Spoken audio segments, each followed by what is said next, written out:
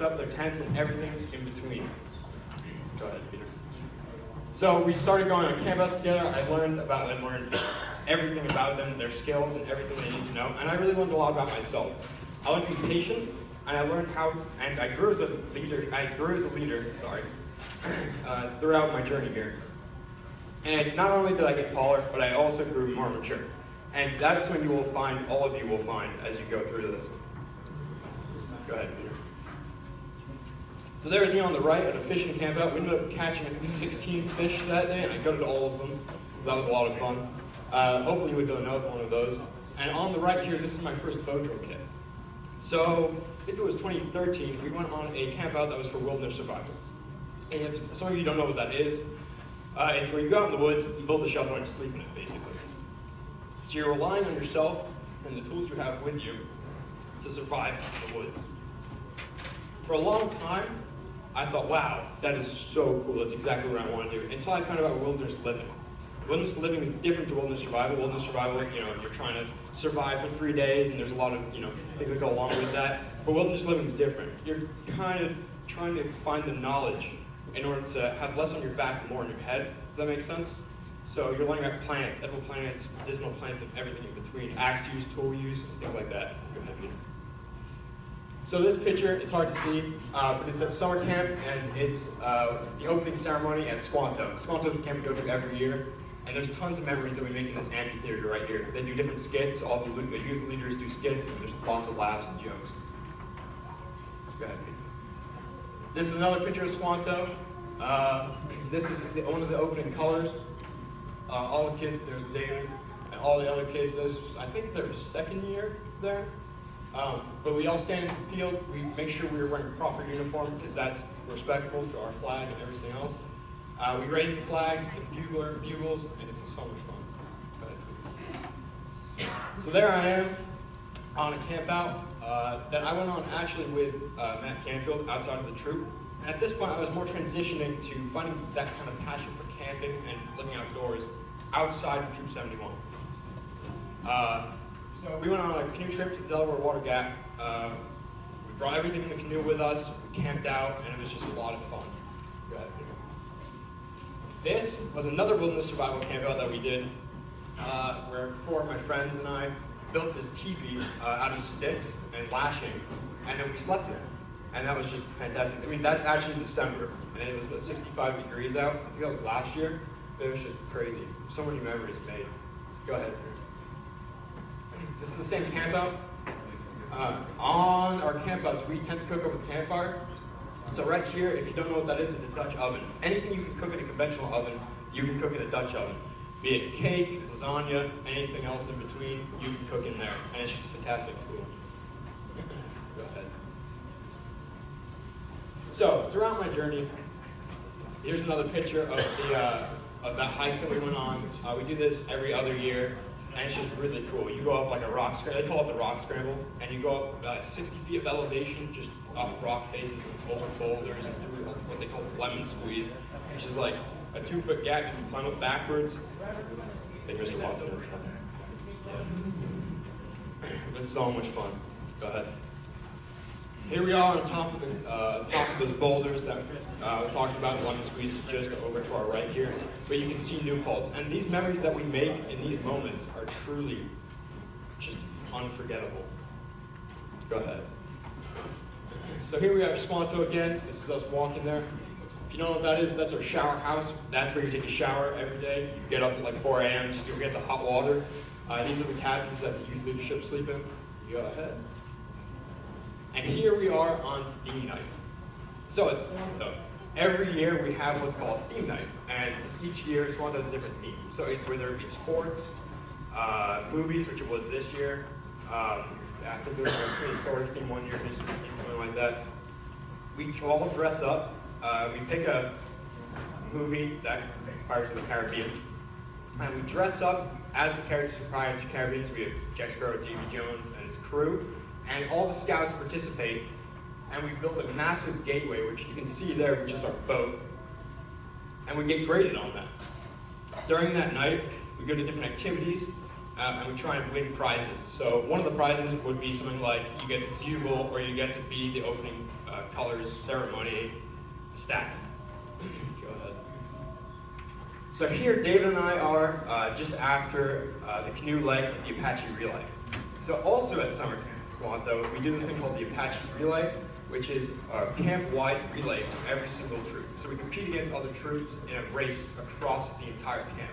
So it starts with a sprint across the memorial field over to my right.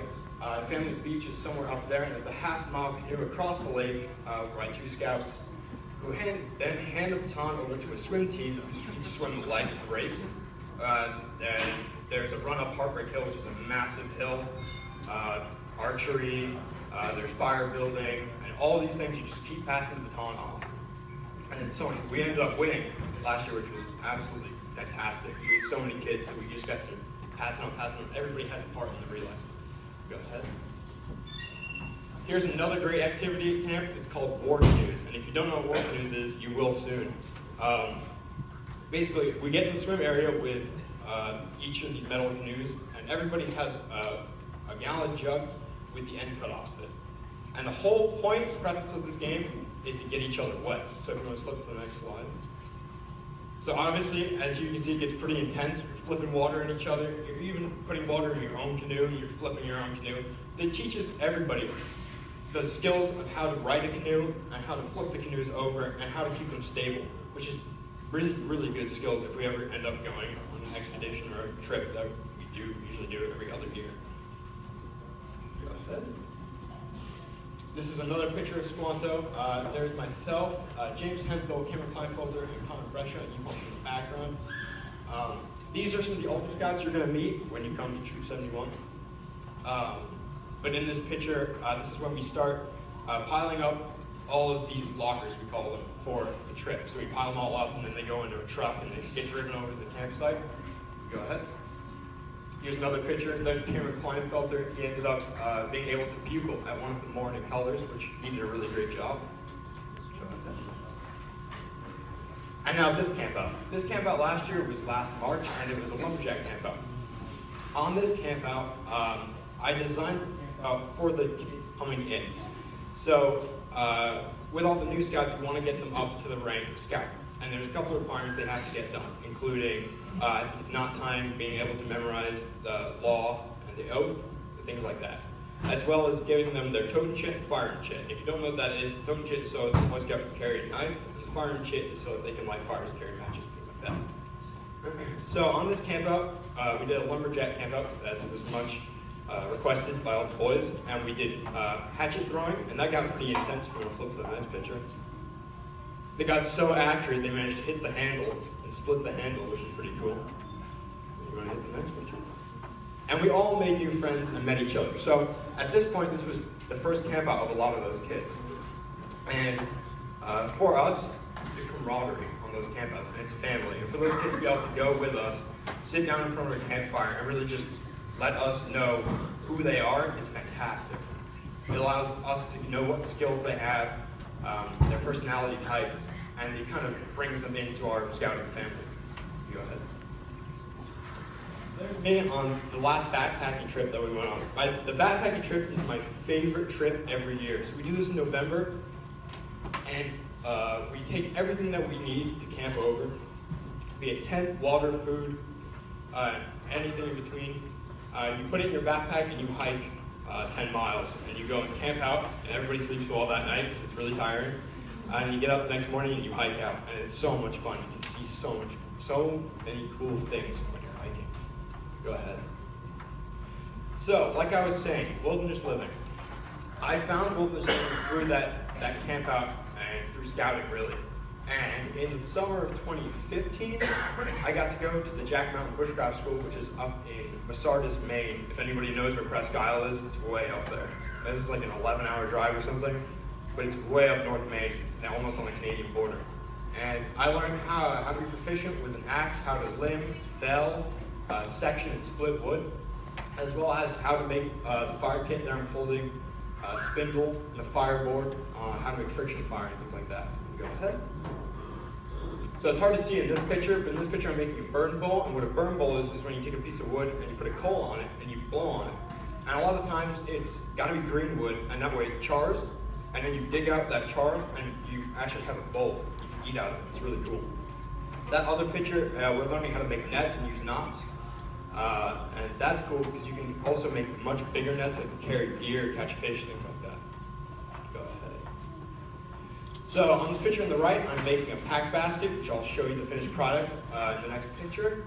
And right here, this is when I reached the highest point of fire making in Boy Scouts, rubbing 2 sticks together and making fire. So that was pretty cool.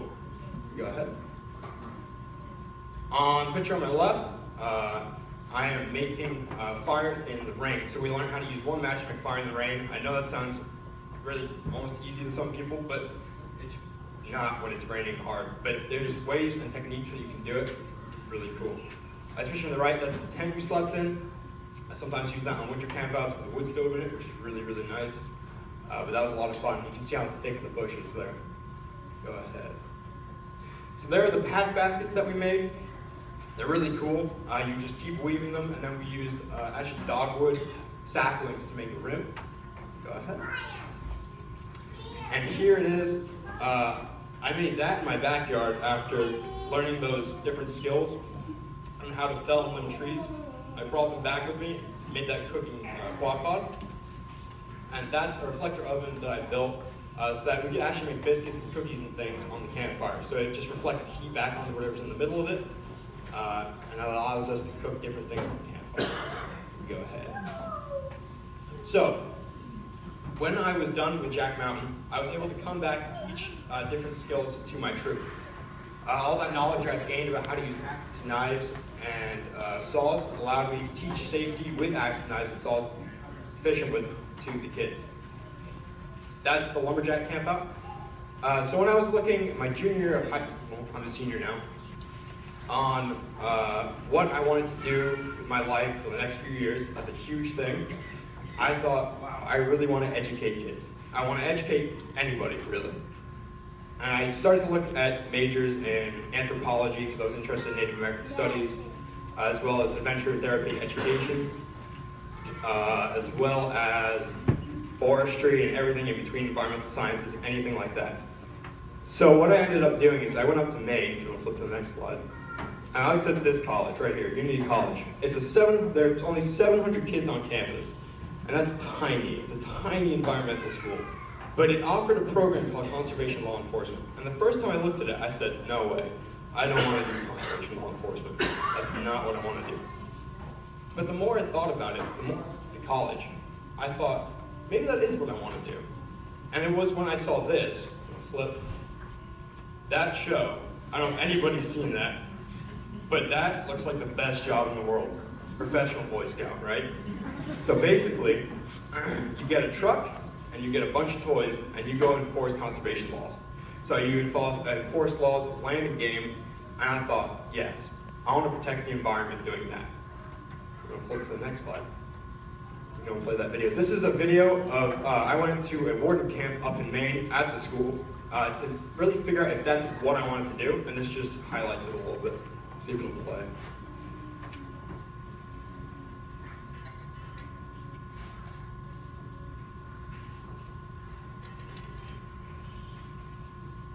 We don't get audio, let's commentate.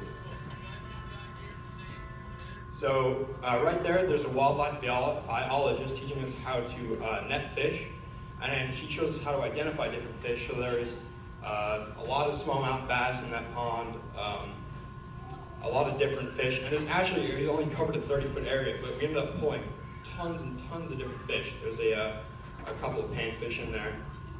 So that's the first thing we learned. We also learned how to identify different waterfowl, different ducks by different feathers on their wings and things like that. A national park officer is teaching us how to tie a litter, like a stretcher, to trees so that if we ever have to try and rappel down with an injured person, we know how to do that. That is a sniffing dog. So basically what they do is they can find people and search and rescue. And this warden is telling us all about her job and how she uses her dog to find scent, things like that, and how the dog works. I'll show you. So right now she's finding a hat, I think it was a hat. But she did a great job. She really did. And she was also telling us that the reason that the dogs do this, if you don't know, is they're not doing it because they love the job. They're doing it for the reward. So in the next picture, she's going to be throwing a frisbee for the dog there. She'll jump really high.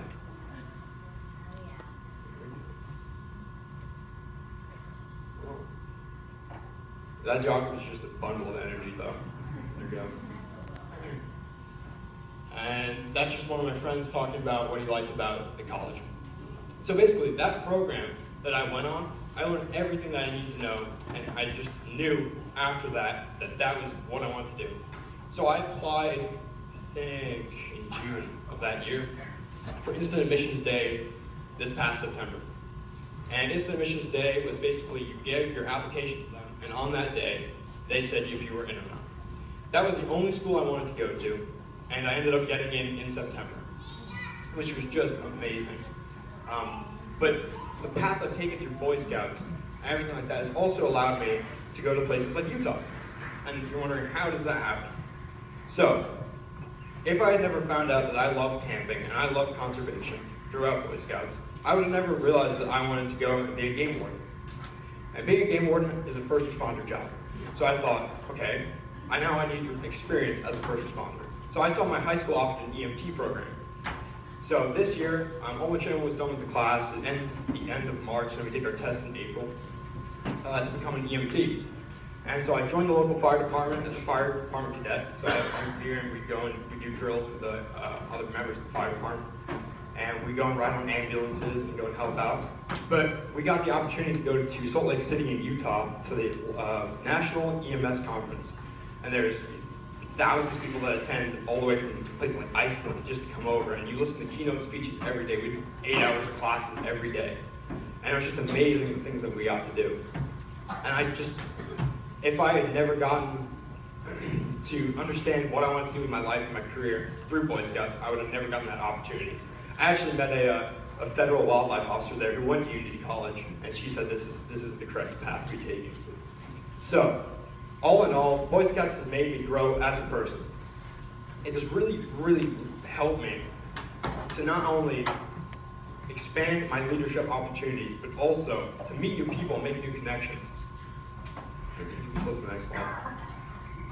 So, all in all, I hope to see you at the next meeting. I can't wait. Can't wait for you to start your journey. And that's about it. If anyone has any questions, I'll be here all night, so you can come and see me. I'm very approachable. Just come and ask me anything you want. That's it. Thank you very much.